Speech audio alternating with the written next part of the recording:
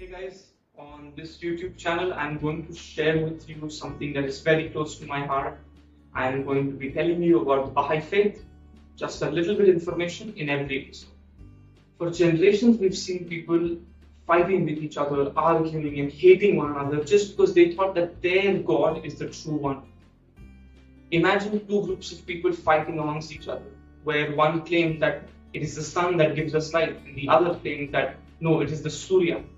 The time has come for us to realize that Allah, Bhagwan, Bahai, Guru, Ishwar, God, etc., all of these are just different names of our one same supreme creator.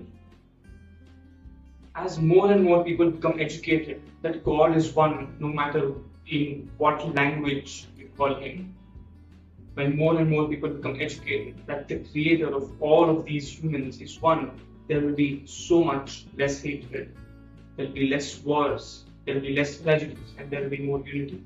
We need to stop fighting amongst each other. Only then can humanity progress to the next level. Alright guys, thank you for giving me 2 minutes of your time, and I will be sharing more interesting information in the upcoming videos. Thank you and bye for now.